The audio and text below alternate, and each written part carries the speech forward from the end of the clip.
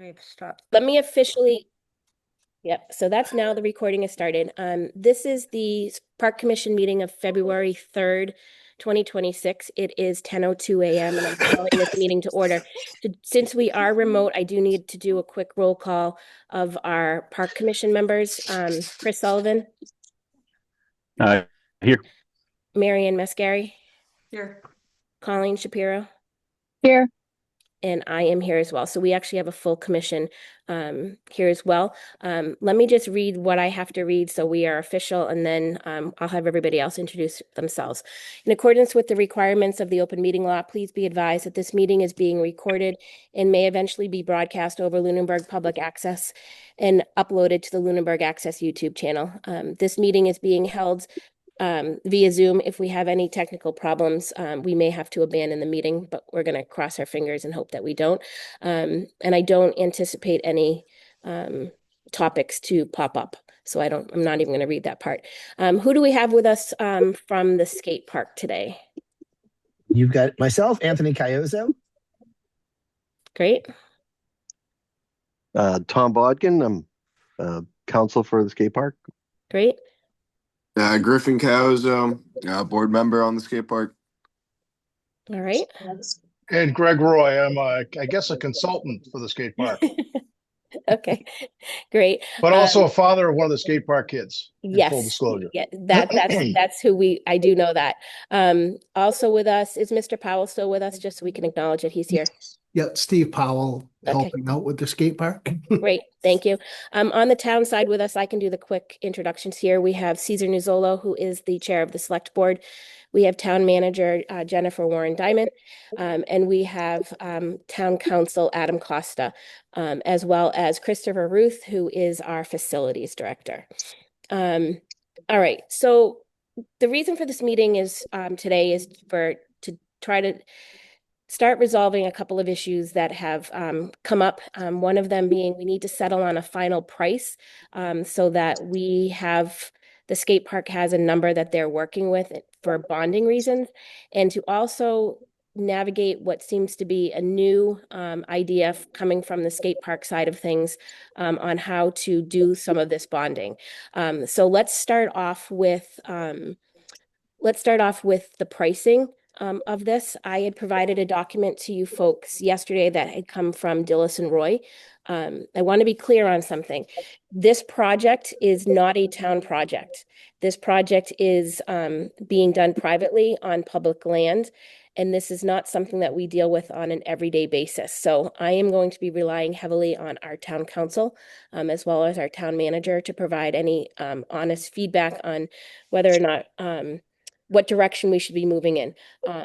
So the document that came out yesterday, or that I shared again yesterday, has a project price tag, if this was a private project, of $1.14 million. Am I correct in that? Madam Chair, can you Yes. just verify? I see Mr. Roy nodding. Can you verify that that's the price on to be completed outside of public sector? That is our estimate of should it be bid, or should it need to be constructed with Thank you. publicly bid using public procurement laws. That's our estimate as what that cost would be. Thank you. Okay. Sorry, I was looking for my mute button. Yeah, that's okay. And yes, that sounds correct. I don't have that document right in front of me, but that does sound. It was right around 1.1 million, I believe. So you said 1.14. Yeah, let me see if I can. I have way too many documents open. It's 1.1437056. 60. I can find it. I should have had it open. So that was your subtotal was 914,964.48. You had a mobilization, demobilization of 5%. Engineering services during bidding and construction admin price of 10%. A contingency of 10%, which brought the total to $1,143,705.60. Sounds right. Okay. When the town met, I was not actually at this meeting. I'm going to ask town manager to just confirm for me. When they met and they had DPW director and facilities director, or Chris, if you want to, Chris Ruth, if you want to chime in on this, they also discussed the pricing. Is this about where you expected it to come out, or were you expecting more or less than that? Sure, you want me to? It doesn't, I don't care who Yeah. answers. I mean, Okay, thank you. Oh, no. Okay, there we go. All right. So, for everybody's edification, because I don't think that everybody might have been looped in on all of the conversations. One of the difficulties in evaluating the total amount of the bond here is that it's not a project that the town has been working with the designing and the design team, right? And so we don't have consultants that are working for the town that are advising as we would if this was one of our own projects. And that's quite, intentional, that we can't have that level of involvement because it's not a town project. So in attempting to determine what an adequate bond would be, I initially researched some projects that had been completed in the past several years by municipalities. Some of these skate parks were much larger, some were smaller, but based on that, I said that a $1.5 million estimate I thought for a bond would be appropriate. In response, there was a lot of work done by the skate park folks to identify what their costs would be, and because they are looking at the design and they know what their design is and exactly what they are building. And so in those reviews, the DPW director and facilities director did have some responses that they thought that things were off. But I believe that this new figure is closer to where we thought, based on the numbers that they had submitted, might be reasonable. Chris, Chris Ruth, I don't want to put you on the spot, but in the case that I didn't say anything. No, I think you summed it up pretty good. I mean, the number is certainly a lot closer. One of our main concerns was that if we did have to take over the project, it triggers a whole bunch of stuff of, an architect looking at it again and the bidding process. It's not as simple as in the private world where you just hire someone else to finish. does that make sense to everybody, especially on the Parks Commission? What we're looking at for number? Yeah, if we're in line with what our estimate was, then you're pretty close. Like, I think it makes sense. We don't, I just want to be clear. Sorry, maybe I can we don't have an estimate. We can't have a true estimate because we don't have a design team working on this. What we have is other public projects at the $1.5 million average. And we have an estimate that's been prepared by Dillis and Roy. The town, to be clear, does not have an estimate. Right. I guess I didn't mean that, close to our estimate. I meant based on what investigation has been done, what this could cost. We're pretty close to what Greg produced, I think. Yeah, I mean, if I may, Sure. I think what town manager just said is absolutely true, and it's important that the town understands that. Typically, the town would be paying my invoice for this, and I'd be providing an estimate that as a consultant to the town. That very good distinction. That is not what you have here. So I want to be very fair about that. That I am a pro bono consultant working for the skate park. But I did want to say in response that the analysis that we put into this is a typical analysis that we would do for this type of work. So we're not doing something funny here or trying to make things work. I realized there was some back and forth process with your staff and things to get this thing right, but we put the level of effort in as if this was going to be an estimate that would be supporting a publicly bid package or a bond estimate for like a subdivision road that needs public procurement type of things. So I just wanted to add that commentary. Thank you. Yes, because this is a private project. The only way the town would be stepping in on all of this is if for some reason the project didn't get completed. That would mean that the skate park contractors either walked away, went belly up, or something happened on their end of things. So Mr. Costa, Chris, and town manager, does anybody see any issue with us supporting the 1.143,705.60 on this final number? So, Madam Chair, if I could. Please. So I think that this is really a matter for the Parks Commission's discretion, to the point that the town manager made, and I think has just been echoed to a certain extent by Mr. Roy. This is not that different from, let's say, a private subdivision. A private project, with which the town would not affiliate itself or in which it would not become involved, except for an unusual circumstance where maybe infrastructure was partly completed or roadways were only partly installed, and then a developer were to go bankrupt or to walk away from a project for other reasons, and the town would find itself in a position where it needed to step in to complete that infrastructure to ensure not just the protection of those who might have already bought into the subdivision, but other public infrastructure, neighboring properties, etc. And in those circumstances, what a planning board would typically require is what you now have from Mr. Roy, which is an estimate from the applicant's consultant, the applicant's engineer, estimating the costs using prevailing wage charts and other publicly available information.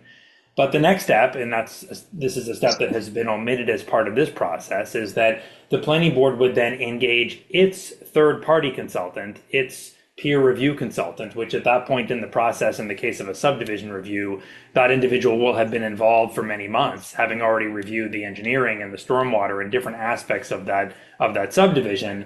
That same engineer would review what gets submitted by the applicant's consultant to verify that the numbers are accurate. Not suggesting that Mr. Roy is cooking the books or coming up with numbers that benefit his client or his pro bono client for any particular reason, but simply because you're doing your due diligence, and it's that system of checks and balances that exists for a good reason.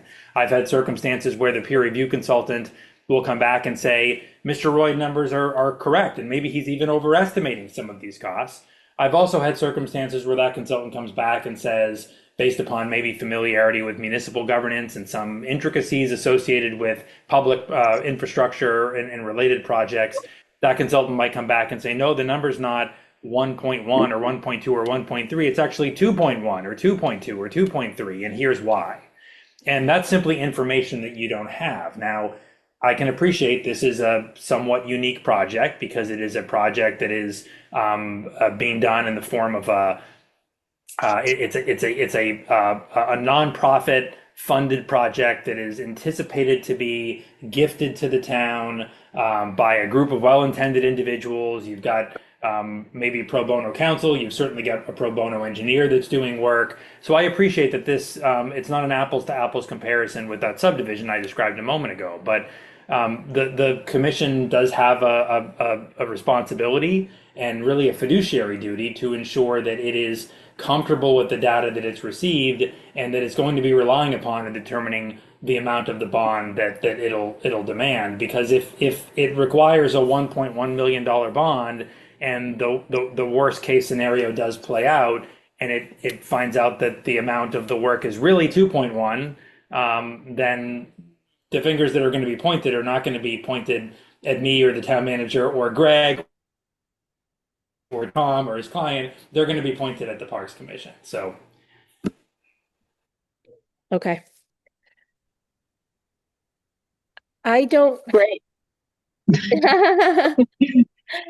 So this doesn't go in front of the planning board. So I don't even know how to rectify, like, to make sure that those concerns, that the valid concerns that were just raised are met, because where it is a private project. And my understanding, Madam Chair, is that we cannot get involved at that level. Is that correct? That Adam, even if the Parks Commission had funds to hire an engineer, a third-party engineer to review, that review of the private party's plans and their designs and their work could potentially now trigger issues around procurement? Well, that's always been the dance that we've been involved in since this project got underway, and there were opinions provided and advice given at the outset relative to the roles of the nonprofit organization and its consultants, and the much more limited role of the town. The town cannot dictate the parameters of the project at issue. The town cannot sort of inextricably intertwine itself with the day-to-day construction and bringing to fruition this project. When it does so, it becomes a public project, and when it becomes a public project, there are all sorts of other requirements under Massachusetts general law that need to be satisfied. And this is not the first case, not the first case in Lunenburg, certainly not the first case in which I've been involved, where there is an expectation that a project that is being undertaken by, let's say, a private nonprofit organization will be gifted to the town, but the town cannot involve itself early on during the construction of that project in a way that intertwines it with the operations of that private entity. Having said all of that, because I was able to liken it as I just did to a subdivision review, nobody argues in the subdivision context that the planning board is somehow involving itself in a private project in a way that subjects that private project to bidding laws or prevailing wage simply because it's requiring a bond or it's requiring a peer review to ensure that the bond is correct. So to be candid, I don't have a concern if the Parks Commission had funds available to it. I'm not sure that it does, but I will defer to the commission in that regard. But if it had funds available to it to engage a third-party consultant, a peer of Mr. Roy, somebody who does the same sorts of things he does, to review his estimate and the sources of information he's relying upon in issuing that estimate, and simply advise the Parks Commission whether that estimate is high, low, or appropriate. Okay. Chris Ruth, do you have any? So if this was something that we as a commission said we wanted a peer review on, that bill would be coming to you. Do we have funding for it? I have no idea what the cost would be. I'm sure we could find some out of the revolving account if that was what we were looking to do. I know typically we're paying an estimate of this size would probably cost us around $3,000. A peer review would probably be slightly less from what I remember of projects that I've seen go recently. Okay. Hey. Parks Commission, Oh, what is final. your, sorry, Greg, give me 1 second. Let me just get the commission's thoughts on where we are right now. Besides the monetary cost, there's the time cost. And I know this has already been, we've already gone through the first contract, had to redo the second contract, or initiate a second contract. So that's one concern for me. I also think it's not Dillis and Roy's first rodeo that has weight with me, and also that I believe that given the unique nature of the project, that it is not apples to apples versus other projects. So I just have a strong faith in the people that have been committed over the years are acting in good faith and ability. Chris or Colleen? I don't disagree with Marianne. I agree on a lot of that, certainly I have great faith in the estimate from Dillis and Roy and everybody's intentions and everything. However, having lived in town and been involved in town committees and everything for years and years, I lean towards thinking that we need to do our due diligence. And I hate to say even for perception, but I think, where it will come down to the Parks Commission if things go sideways on this and the decision we made, that anything we can do to, ensure the town that we dotted our I's and crossed our T's, could be helpful. Thank you, Colleen. Chris Sullivan? Do we have the funds to do that due diligence? we're pretty strapped, I think. So yeah, I hear what Colleen's saying. And certainly what Mary Ann said. Like I have a lot of faith and trust in the group that's putting this project forward, in Dillis and Roy as far as their estimate. You know, I think we're in a good spot that way. Either way. I get the perception there, making sure we're covering our bases for sure. Are the funds there to do that? And if the funds aren't there to do that, then where are we at, I guess? The funds are there to do that. I have a general idea of what's in our revolving account at a minimum. So the funds are definitely there. It would increase. I don't know what the timeline would then change to, in terms of how long it would take to get that peer review done. Mr. Roy may know anecdotally. Mr. Roy, do you know anecdotally? Yeah, I don't know. If you called up someone like Graves, I mean that peer reviews for the planning board, my guess is you're probably looking at 4 weeks to get into their pipeline. So the thing, if I may, Madam Chair, Madam Chair. You two keep calling me Madam Chair. I don't even go by Mrs. Menard. So I do it because Karen is good, guys. I do it because you hate it. That's why I do it. Well, thank you. I'm not going to lie. I am providing transportation this afternoon. Just keep that in mind. Thanks for the confirmation on that, by the way. But anyway, so I do not disagree with what Attorney Costa said at all. Peer review is a normal part of the process here, and if there's a mechanism to do it, we don't object in theory to doing it. But I will also point out that in a lot of towns we work in, the town staff reviews our estimates. Acton's one of them. A larger city would be one of them. So I guess I'd like to know.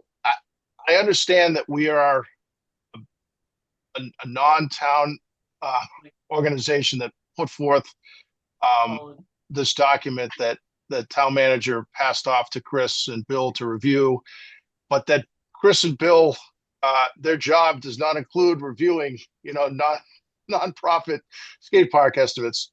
But I guess so I'm sensitive to the fact that perhaps, we still might want to get a little bit more advice on this, or review on this. But I guess I'd like to hear from, and maybe we can't nail this down today, but does Bill, do Bill and Chris feel like we need this, or do Bill and Chris feel like they have reviewed enough of the information that they can feel comfortable with it? And the answer to that might be no, but the answer to that might be yes. And if that's the case, you have, Bill's a PE, he's got the same credentials as me, and Chris has been doing this a while. So I just pass that off. It's not like it hasn't been reviewed from the town's level, from the town standpoint. But I also don't want to put anybody on the buy. I mean, I understand the situation that we're in, and that resources are thin, and that, Bill's job description isn't to go through with a fine-tooth comb and check all the, I's and T's that we dotted and crossed in our estimate. So, yep. But I bring that up. Yep. Chris Ruth, that one was directed towards you. Do you have any feedback on that? I mean, I guess the difficult part is where we need to stay kind of arm's length away from it. And at the end of the day, the concern is this total enough to cover our ass if the skate park group falls flat on their face? And from what I've seen and who's involved, chances of them falling flat on their face early on, where we need the full $1 million, are pretty slim. It's more likely that if something fails, it's going to be closer to the end, and the $1 million covered is where I stand. I'm not the lawyer. I'm not the one that deals with the insurance companies. I think the select board or town manager or the Parks Commission should make the final call. But at the number it's at, I'm more comfortable than I was. Okay. Trying to process this in real time is not the easiest for me. I apologize. Yeah. So I guess it's like the bond is to I guess wrap my head around it. The bond is to finish the project, or is it to return it to its original? Well, that's another topic of discussion, but if we start, if I may, sorry to butt in, but if we start the project, Chris, and we get 75% of the way done through the schedule of values in the spreadsheet, and we run out of money, cost overruns, whatever. The worst of the worst happens. The bond is in place, or the security, I'm going to call it, is in place. The town could exercise to step in and finish the remaining 25% of the project. So, or whatever percentage we're at when the bad thing happens. So if we were to walk away and not finish the project in a satisfactory manner, the bond is there to protect the town, to be able to have funds available in sufficient amount to go in and finish the project.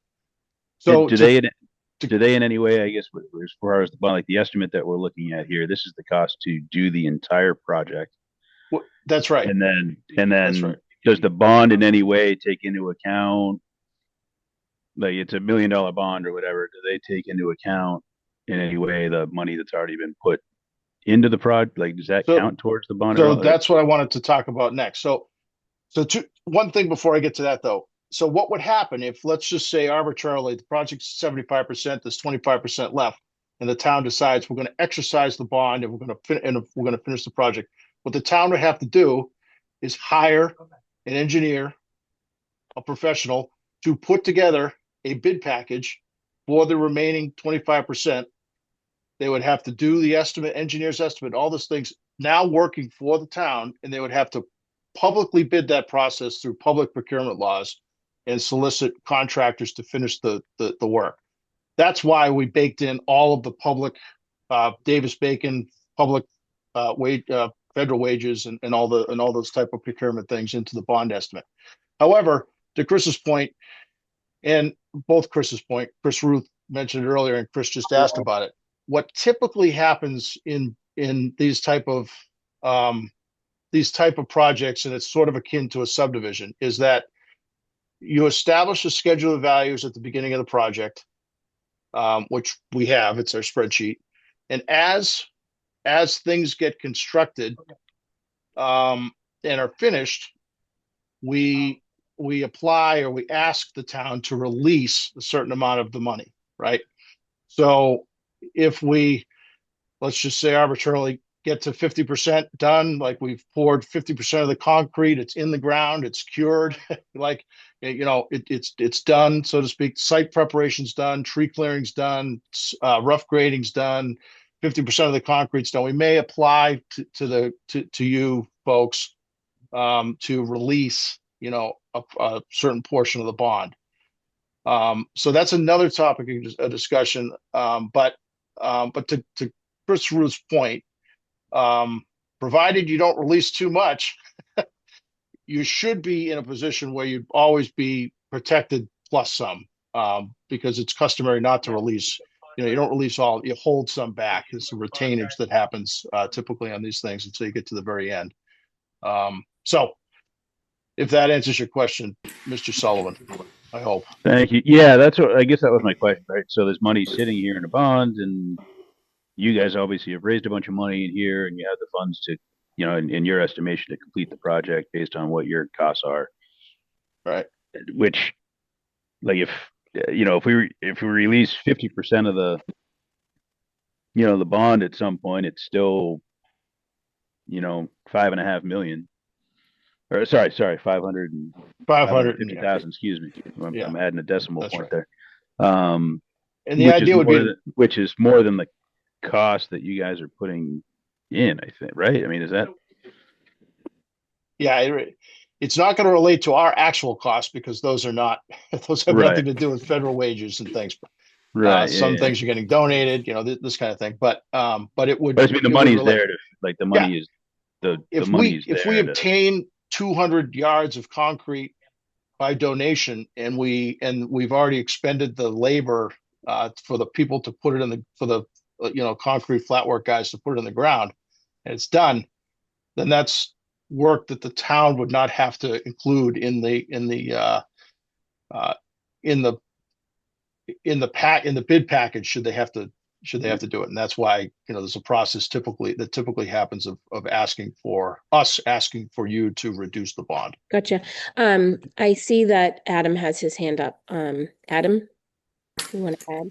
I do, Madam Chair. So I just want to offer a point of clarification, and I don't disagree with what Mr. Roy just said relative to how bonding typically works in the context of subdivisions or other public projects, usually through a permitting process before your planning board or your zoning board of appeals.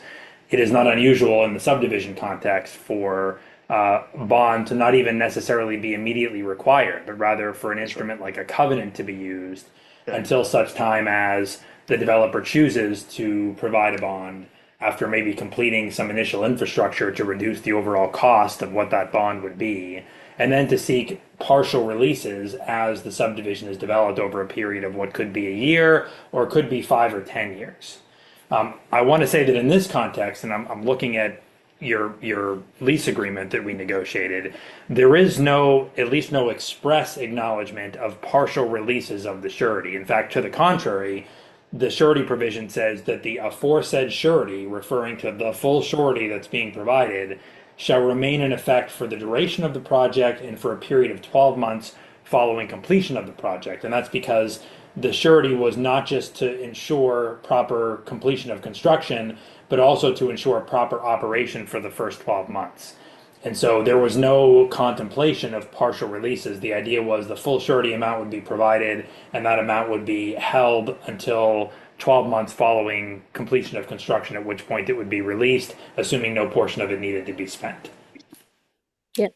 Can I add Yep. something? Town manager's gonna, hold on, I've got to. All right. So just one of the things that I want to just add for the Parks Commission consideration. If this was a town project, let's just say it's a $1.2 million project. If we had a $1.2 million project that we put out to bid, I think we'd see a lot of folks perhaps bidding on that and wanting to construct this skate park in the town of Lunenburg. I think the Parks Commission should consider perhaps that if the worst case scenario happens, we may be in the situation where we have a 60 or 75% completed project. And to put that partially completed project out to bid, that whatever horrible thing happened to in the course of construction, that could have a real impact on what bids we receive back. Yeah. Okay. I tend to err on the side of caution, maybe over caution at times. So I'm going to just, acknowledge again what my concern in all of this is, because I've even been asked at some points, is a bond necessary? 20 years ago, we built a turf field over at the high school. And that project was started by a group of very well-intended volunteers who did a lot of legwork to raise money to build said project.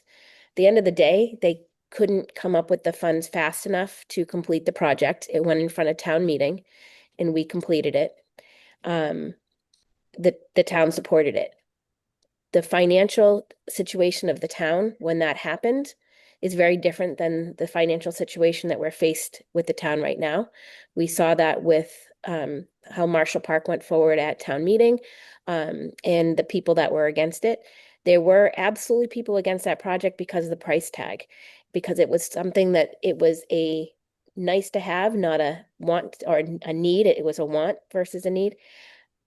I do not want to find us in a situation where we didn't do our due diligence and now we are faced with having to complete a project that we don't have enough money to cover said cost of project, and that we are either going to have to execute restoration of that area and rip out any work, even if there's a small percentage of a chance that would happen, that would look terrible for us. But I also do not want us to have to go to town meeting requesting any funds to complete this project after we've been dealing with it as, looking at it as it is a private project.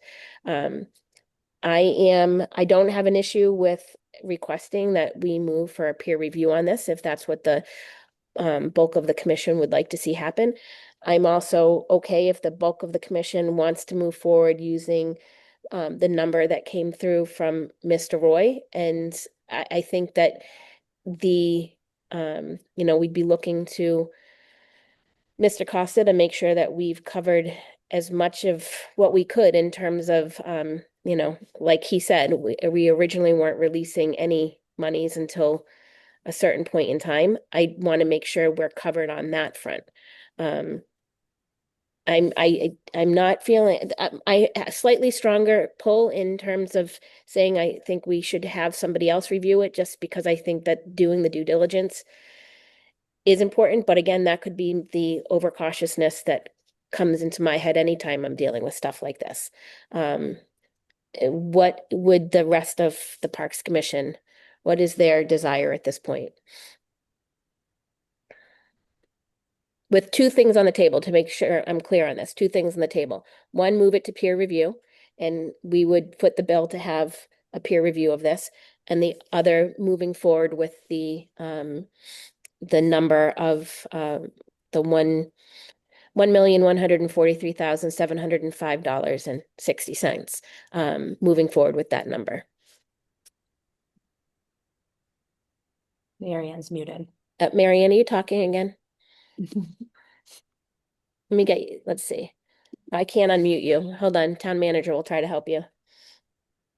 If you click that, sometimes it pops up on her screen.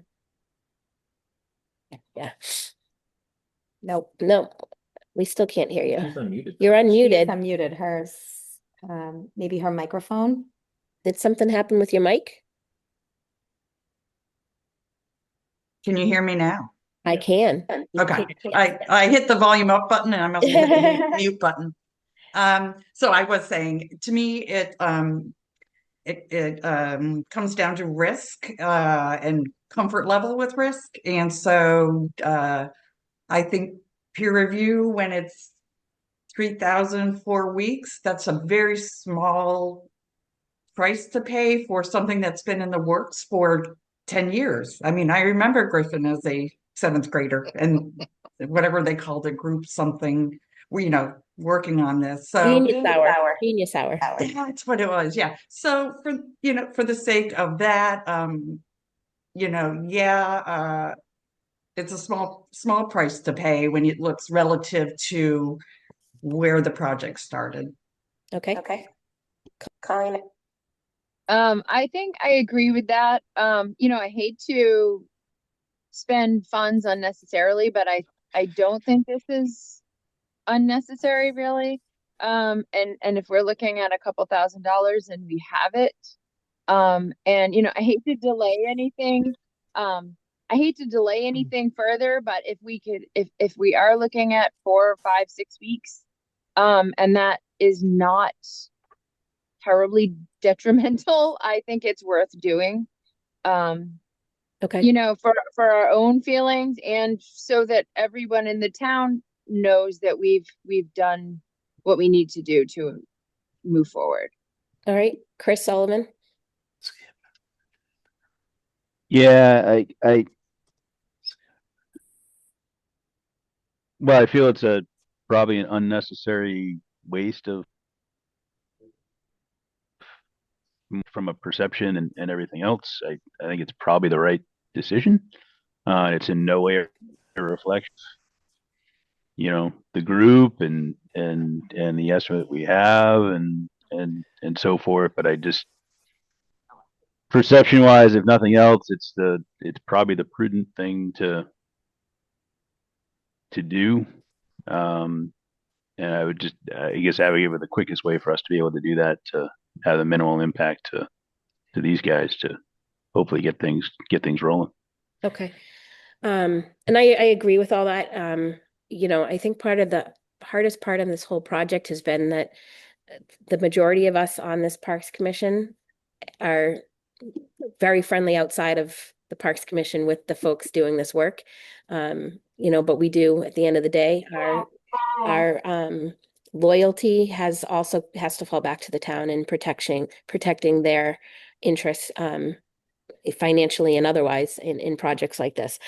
So I would actually take a motion to move and please, anybody, if I'm wording this incorrectly, please feel free to chime in. I would actually support a motion requesting our facilities director move forward with obtaining a peer review of this project with a price tag. I'm actually going to go bigger just so we're covering it up to $6,000. Does that motion make sense? Second. Can you actually move the motion and then somebody else second Oh, I it? thought you were. That's I okay. thought you were making that motion. I'll make that motion that Karen just did. Thank you. Do I have a I'll second? second it. I'll second it. Okay, Colleen seconded. Because we are remote, I do need to be a roll call vote on this. So Chris Sullivan, Aye. Marion Mascari, Aye. Colleen Shapiro, Aye. and it's an aye from myself. All right, but I don't want anybody to go anywhere because the bigger part of this conversation is what's about to happen. So we need to just looking at a number. We need to use a number for this part of this next conversation. So let's say that our peer review comes back and it comes back matching what the numbers are that Mr. Roy's group had put together, the 1.14 million.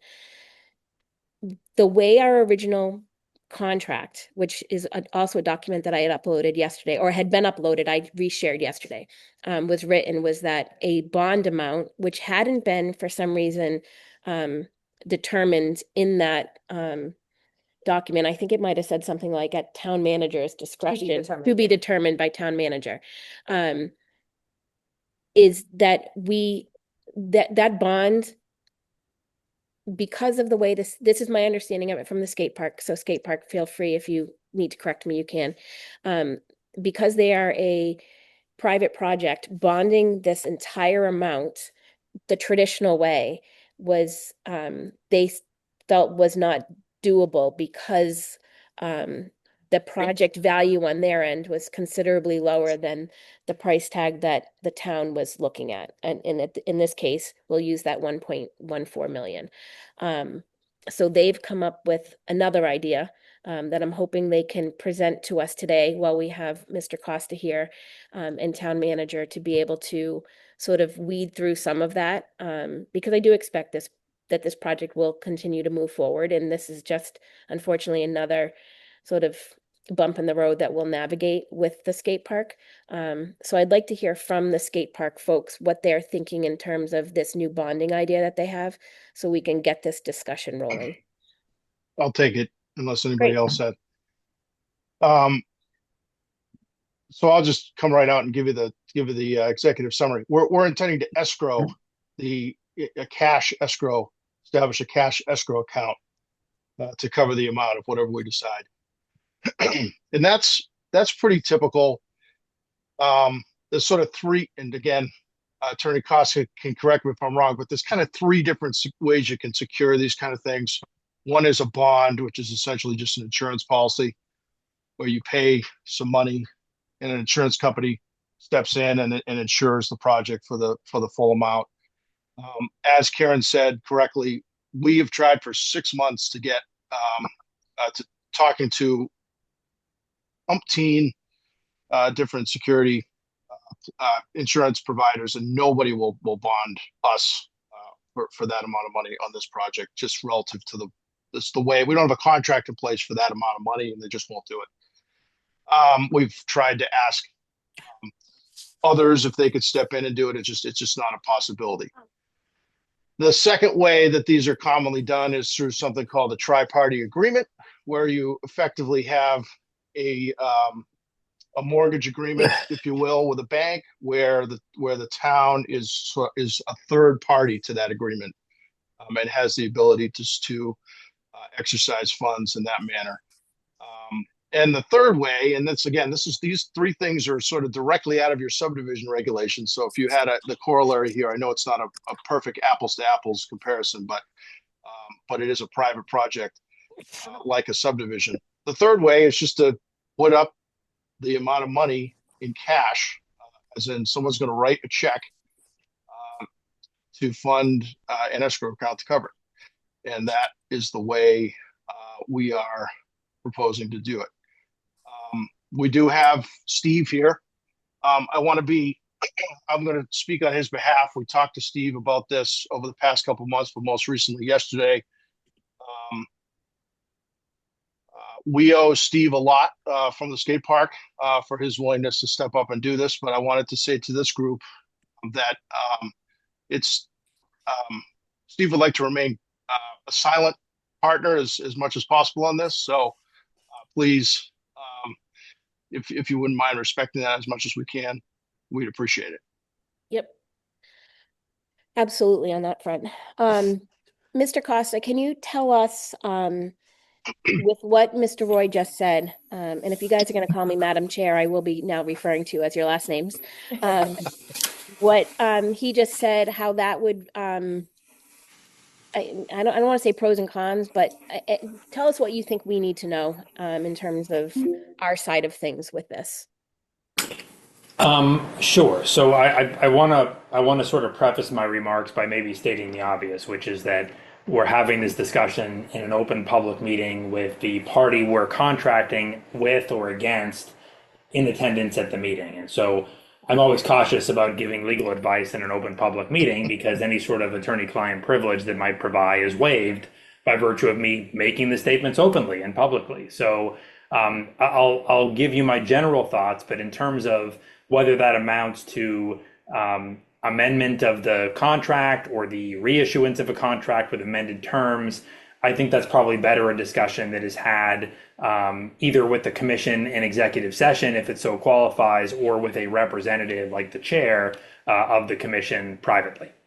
Having said that, with respect to Mr. Roy's comments, I agree with what he said relative to the types of sureties that are available for circumstances like these.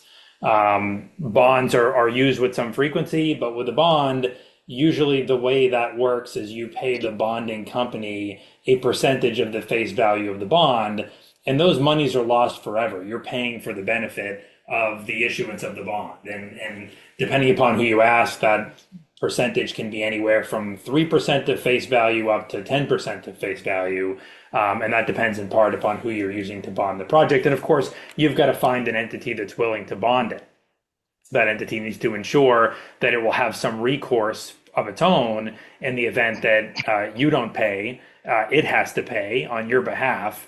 And that may be difficult if you're a nonprofit organization, say, established for the sole purpose of developing a project like this. And so I don't dispute what Mr. Roy says about the alternative types of surety. You could use a tripartite agreement or a letter of credit. Those are potential options. I don't know if those have been, if the letter of credit has been explored.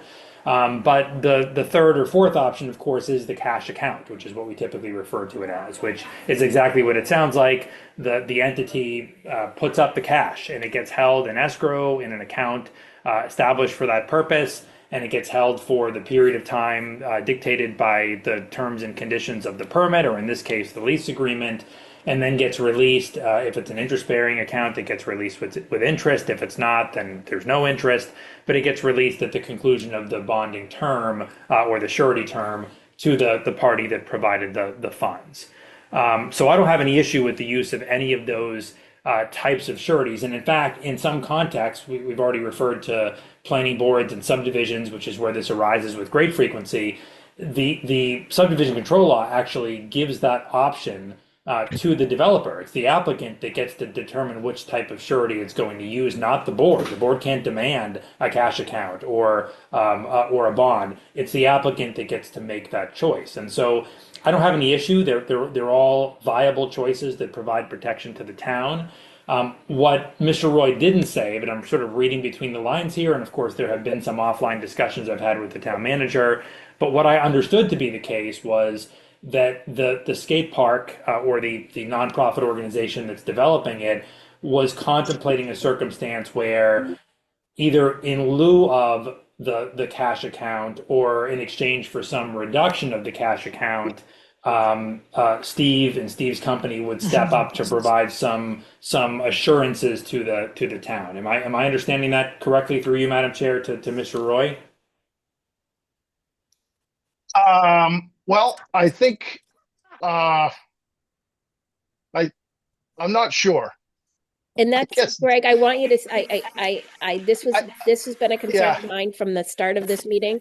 Because I do agree with, there's, not everything has to be thrown out in the public for all the folks involved.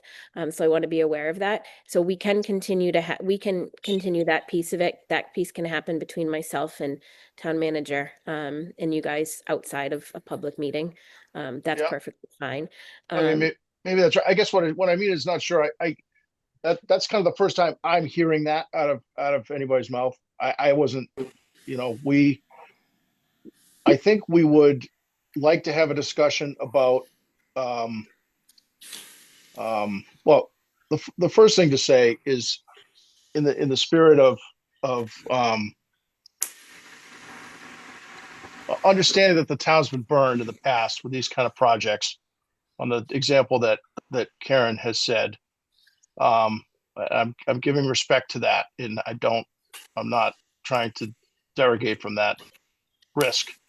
But we have a guy here that is willing to put up significant money, and I hope that speaks something to the folks here on the call, the Parks Commission and the town folks, that there is a third party that's willing to put some faith in the group here that's before you. So I wanted to say that first. Volumes. I can't. I just, Yeah, no, that's just a statement. You don't have to. Yeah, no. I mean, I will acknowledge that, because it's I shouldn't say I'm surprised, because I think that this individual does so much for this town. I actually start to think we should name our town after him. But that's another story. So no, it totally respect all of that. What we would like to have a discussion on, and understanding we have to come up with the full schedule of value first. You've just decided you want to peer review it, so it's maybe a little bit premature. But I think we would like, to the extent we're going to be renegotiating this right of entry agreement. I think the right of entry agreement anticipated a 50-50 split with a restoration bond versus a performance bond, a completion bond. I understand that times have changed, sentiments have changed relative to that. I think we would like to talk through that. If we do not have to tie up $1.1 million of somebody's cash, we'd like to not have to do that. We'd also like to not have to do it for a 12-month period. So I think there's some things in that, to the extent that we're renegotiating the right of entry agreement, I'd like to at least put those on the table for consideration. I'm not trying to say that there's going to be any foregone conclusions here, but we'd like to talk through those things. Okay. So the way it had been in our last agreement with you folks was that until at 50%, up to 50%, it was a restoration bonds, Yep. which would mean that, we bring that property as close to original condition as we could. Once you hit 50.01%, it pushes it into the completion bonds. Is anybody on the Parks Commission looking to have that portion of it changed? I'm personally not. I'm personally comfortable with it. I feel so, because the 50% isn't a monetary. You're not getting to 50% of the money spent. You're getting to 50% of the work actually being done. Correct? Right. So effectively, the way I'd see it is we'd figure out what we need for a restoration bond to cover you. We'd put that money in escrow. Let's just say it's $100,000. I'm making it up. We would proceed with the project, and when we got to before we proceeded past 50% of our schedule of values here on the spreadsheet, we would have to put up the rest of the money. Yep. So that was my understanding. But perhaps there'd be some discussion on, I think there's some discussion on what's the rest of the money. Because if we've already done 50% of the project, then the town really wouldn't have to do it. Maybe the rest of the money isn't the full 1.1. Maybe it's not 50% either, but maybe it's 75%. So maybe there's something we can do where we, to make sure the town's protected, but also to maybe, give a nod to someone that's putting up a significant amount of cash, tying up a significant amount of cash. Let's just make sure we're not 2x protected when maybe we only need to be 1.5 protected or something like that. Yep. So I'm gonna ask one question of Mr. Costa, and then I'm actually gonna recommend that we probably just adjourn this meeting and let's move some of this into more of a private conversation, so that we can actually hash out some of the details a little bit better. Because it's not my intention to it's just where my comfort level is at this point. But in listening to what you had just said, my concern here is that if what happens between the 0 and the 50% if we don't have the full assurance already on board in an account somewhere, if whoever was going to be the backer of said funds change their minds, and now you're at 50% and we suddenly don't have anything in that account. I mean, I would assume that's the way it would work, Adam, that if somebody changed their mind before that 50% mark hit, that we could be screwing ourselves, for lack of better words, and have no money left, no money in that account, and the skate park's right back to square one and trying to figure out how to figure this out. Am I misunderstanding something there? I don't know that you are necessarily, but let me maybe provide a bit of additional context. Please. And I'm also mindful of the things that maybe we don't want to discuss, maybe in an open session. I asked the question I asked before because I'm hearing these references to somebody or some organization or some company backing the project and investing a significant sum, but I don't know what that means in terms of legalese, in terms of how is that going to be ultimately reflected in an agreement, and how does it play into this analysis concerning what form of surety and what amount of surety is necessary to provide protection to the town. It's great to say that somebody has invested a significant amount and that you have great trust for that person or that company because of their longstanding ties to the community. I don't dispute any of that, but my job as your lawyer is not to rely upon longstanding ties to the community. It's to ensure that you're protected legally based on the black and white terms of a lease agreement in this case. So to go to your specific question without addressing that issue, this provision, this paragraph 12B of the lease agreement that talks about the 50% standard, is something that was the subject of a fair amount of discussion and negotiation when this document was originally prepared and signed. And initially, this language, if I remember correctly, I'd have to look through the many versions of it that I've got. Initially, this language was much more, I would say, vanilla. It was sort of the standard language that required a performance bond or equivalent surety be provided at the outset of the project prior to the issuance of any sort of a building permit for the project, and certainly prior to commencement of construction, to ensure that in the event that the project was not completed, that the town had access to the necessary funds to complete the project itself. We received feedback at that point in time from counsel for the skate park that was a significant financial burden and obligation early on in the project, requiring it to post a bond or provide a cash surety in so significant amount to ensure completion of the project immediately before the project gets underway, even before site preparation occurs. And so we agreed through negotiation upon this 50% standard. And the idea was that up until the 50% point, that it would be better if the project was at 10% or 33% or 48%. It would be better up until the 50% point in construction to simply restore the site to its original condition and determine whatever that cost would be. And that might mean something as simple as filling in a hole in the ground if the project was 5% in, or it might mean something more significant like removing some vertical construction that had occurred, but maybe minimal vertical construction prior to that 50% stage. But the objective there with the 50% restoration bond is what I'll call it. I think that's also the term that Mr. Roy used.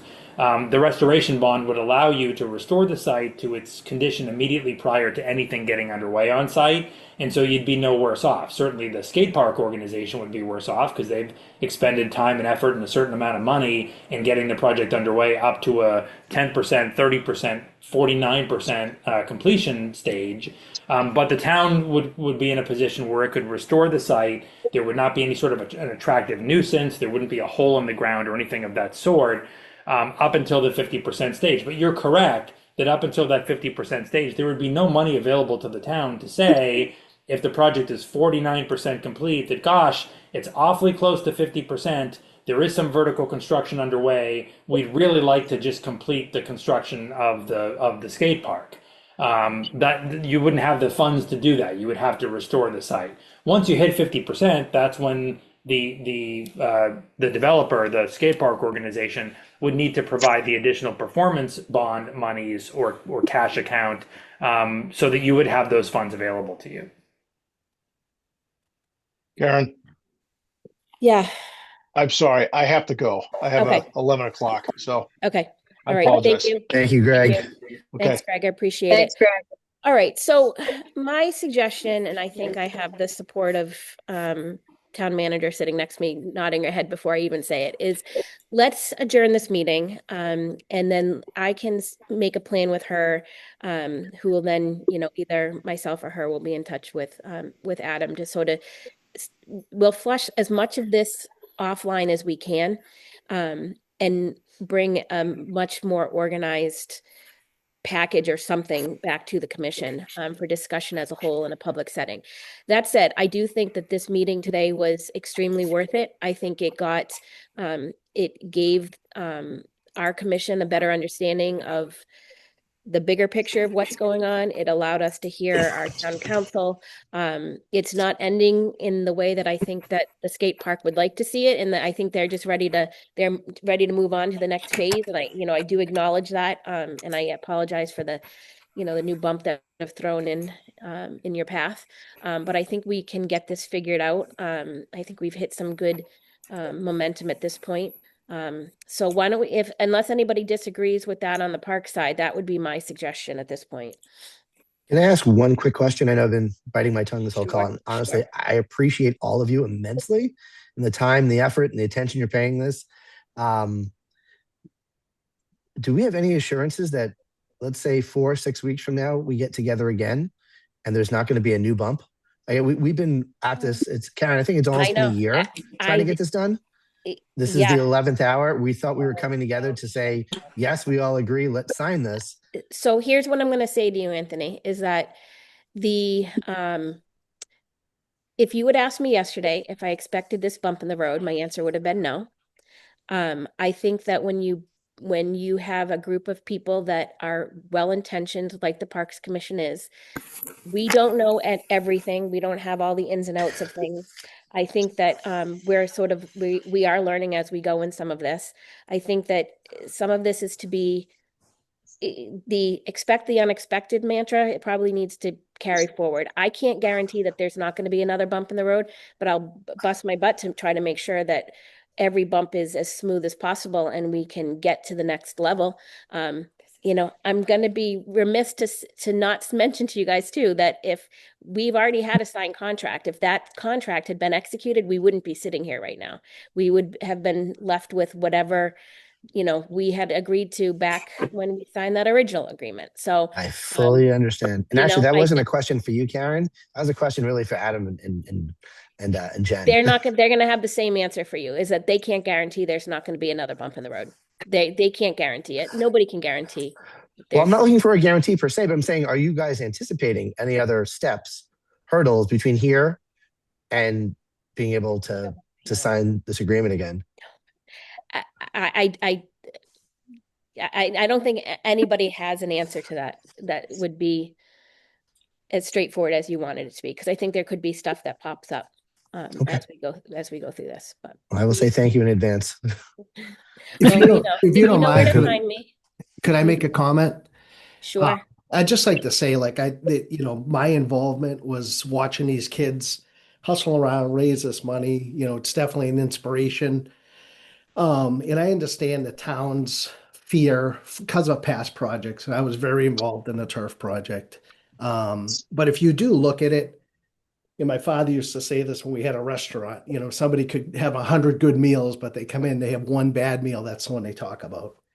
So if you look around town, there's a ton of projects that have been done. Kids Kingdom, the outdoor classroom, all these things that have been donated, and, baseball fields. And I'm not just saying me, by multiple people that have gone off without a hitch, that have been a great asset to the town. Now, when you look at the turf field back then, the parks owned the land, the school didn't. There was this line, you know, it was like you couldn't cross it. It was actually reversed. The school owned the land. Okay. And then when the turf folks came to the track, I think they were called the Lunenburg Track and Field Association or something, when they came to town meeting, because town funds were now being put into it, it Right. went in under the care and control of the Parks Commission, which we Yep. learned the hard way that you have another entity having care and control of somebody else's property is really difficult. So Right. you are correct that there were two entities involved, Yeah. but it was flipped. We didn't own the land. I just want to make sure people know we Yeah. didn't own the So land. just but when we got involved, we came in and just, you know, kind of helped out, try to, you know, Mhm. get the thing done because it was the same situation. And I agree, you have to protect the town. But if you take a step back and look, when that turf was replaced, it was replaced wrong. They put a Mhm. concussion pad under it. The drainage doesn't work because the whole field's supposed to be a drain. I was not involved in the replacement of the turf, unfortunately. But now if we step back 20 years later, you do still have something that in today's world would cost you probably $6, $7, $8 million to build, which the town does get to use. I understand that, Yep. you know, the Yep. bleachers are bad. Everything was done very cheap and with what they had at the time. You know, unfortunately, that's what we have now. But if you do step back and look at it, it is, you know, the infrastructure's there to have, you know, it could be Sure. at some point brought up Yep. to a standard. So with that being said, I just want to mention, like, I think these kids are an inspiration to all of us.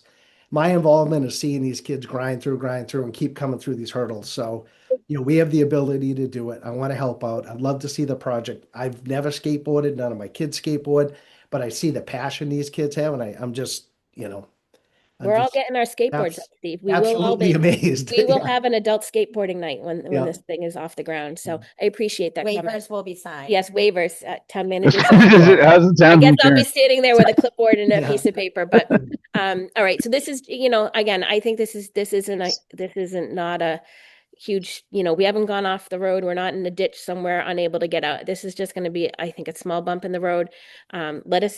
I will touch base with Chris Ruth shortly after this meeting to figure out if there's anything I need to do on the peer review side.